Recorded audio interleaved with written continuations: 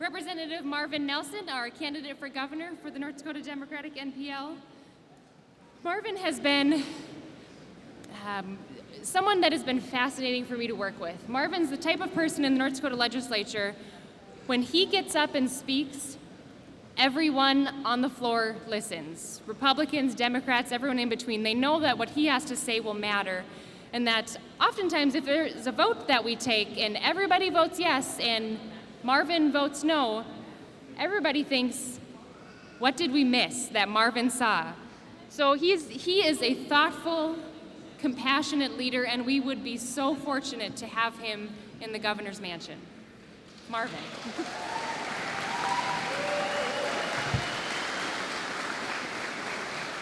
Well, thank you, Kylie, for that.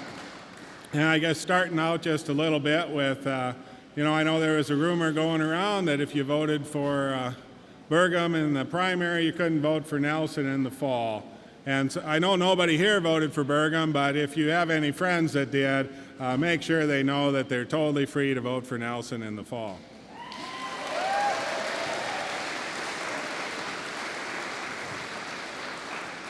And I know a lot of you don't live this campaign every day like I do, so I would point you a little bit to look at the Republican situation. They've been fighting among themselves. They had a split convention where an almost unknown legislator almost unseated the sitting Attorney General for governor. And then as soon as they were done with that, they got into a nasty primary campaign. And there's some hurt feelings over there, and we need to take advantage of that. There's time here now. And when they're coming out, one of the wild cards in this campaign is that the Libertarians are on the ballot. So there's a home for those unhappy Republicans over on the right. So we need to go together, and we need to move forward to make North Dakota a better place. We've been a minority for quite a while now, but I notice there seems to be some new people around this year.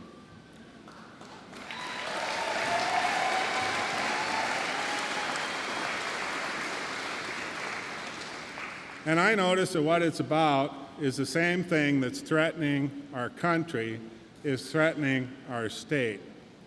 We have wages as a lower and lower percentage of what we're producing, and profits as more and more, and the money's going to a few at the top, and then they're even taking it out of the country and avoiding paying their taxes. And we are on a spiral down. We're eliminating the middle class, and we're becoming a nation, a third world country, really, economically. The United States has the poorest ability of poor people to move up the social ladder in the industrialized world. We don't have much of a safety net for those people who are really struggling. We decide as a country that many of our children will grow up in poverty. We decide that their mothers will join them there, and sometimes their fathers. It is a problem. North Dakota, for 125 years, thought the road to prosperity was low wages, and what did it get us? It got us a state where out-migration, where we sent our children to places that they could have an economic chance at bettering their lives.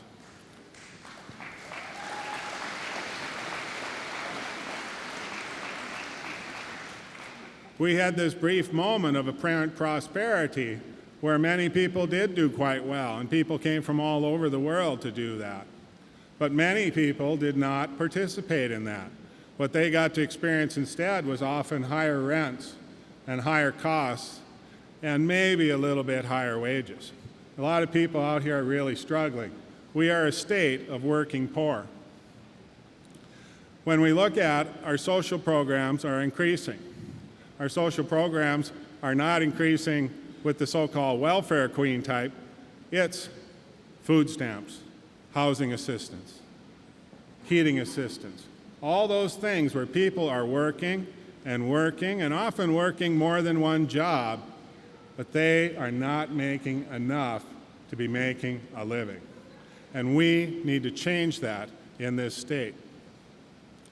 As we move forward, we have a real problem with daycare availability. You go anywhere in the state, and it is a huge problem.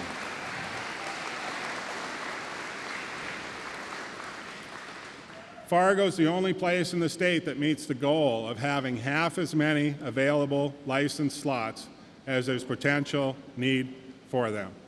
I know my county has 7%. I think the lowest county has 4%. It is an economic struggle for families to find quality daycare for their children, and many people are not able to work because they cannot.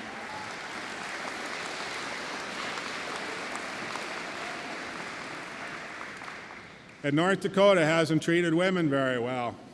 One place put out a report on Mother's Day that North Dakota was next to the bottom as far as the percentage that mothers earned relative to fathers.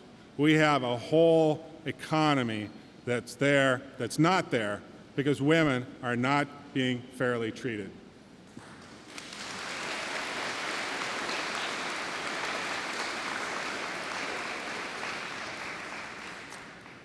We have to become a state that's not being run for the benefit of a few, but instead for the benefit of the many.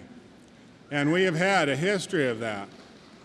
101 years ago, the Nonpartisan League was an agrarian populist movement that got together a whole bunch of little people who were fighting against the ill treatment they were having by basically by big business and big government. And you today can see the state mill and elevator and the state bank are still here from that movement of over 100 years ago.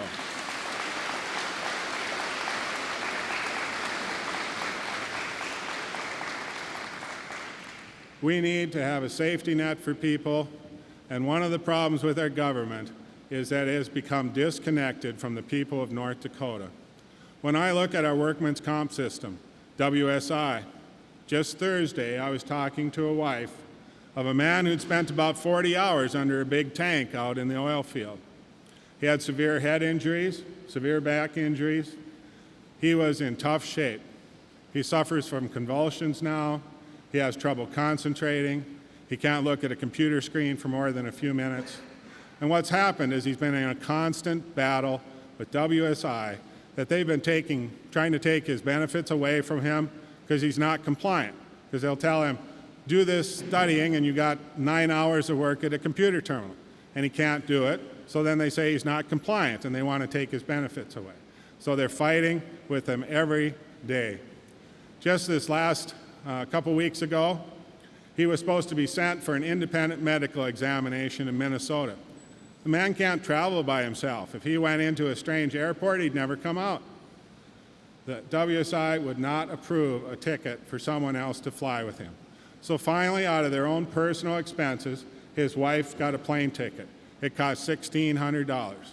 And then 3 days before the appointment, they canceled it, and they don't get their money back. Every worker in this state is 1 minute away from experiencing the life these people have. Every single one of you who go out there and work could be these people. And they are not unique. It happens over and over and over again. We have an insurance company that writes law. We have an insurance company that judges the law. And if they ever lose a case, and they can only lose a case when a reasoning mind could not possibly reach the conclusion that they have reached, and they lose cases. When that happens, they come in and change the law. People, we have to change this. We have a great moral responsibility.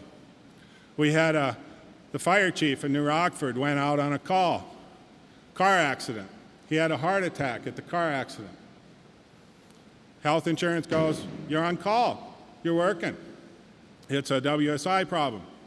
WSI says pre-existing condition. This fireman went out to save someone else and ended up with a $35,000 bill that nobody's going to pay. We have to change this.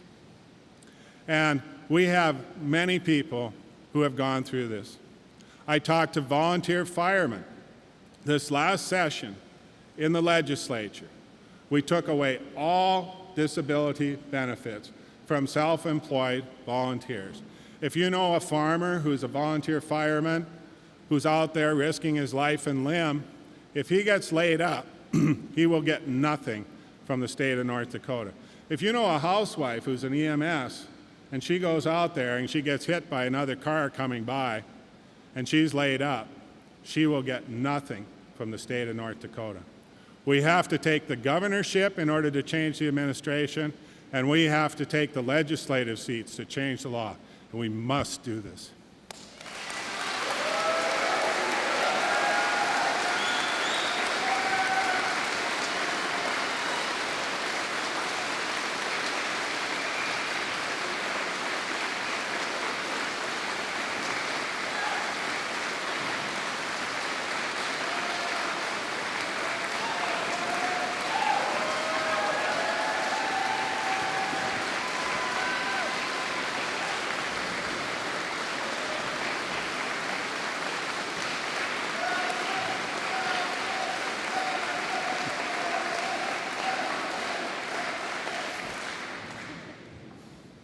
As the people go, so goes the land.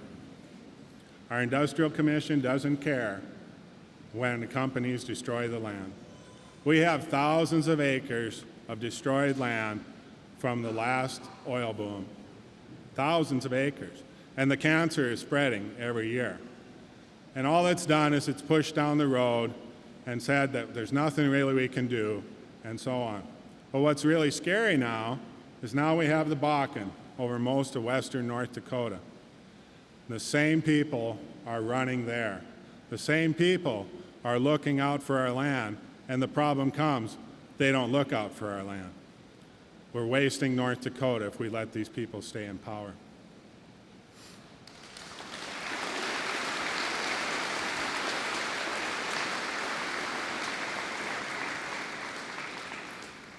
You know, I don't know where a lot of this stuff ever became a partisan issue. Even among the Republican people, I think of Jeremy Olson, who seconded my speech, or seconded my nomination at the convention. He talked about it. He was sitting there in a house with 4 young children in his wheelchair, and that Christmas, everybody in the community brought toys. The house was full of toys. But everybody thinks that you're taken care of.